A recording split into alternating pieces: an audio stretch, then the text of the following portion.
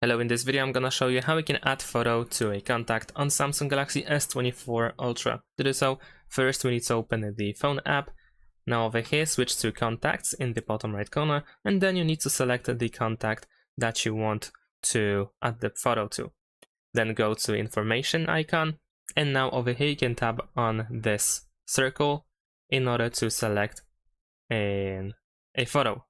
So over here, you can either use one of these pre-made emojis or people, or you can choose camera in order to open your camera and then take a picture, or you can go to gallery and then choose a picture from your gallery.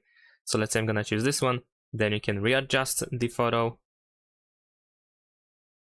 like so. And once you are done, press done over here. And that's it. Then we can press save. And we have set the photo. Keep in mind that if you use a contact that is saved on SIM card, then unfortunately you cannot really change the photo. And that's it. Thanks for watching. Leave a like and subscribe to my channel, and see you in my next videos. Bye.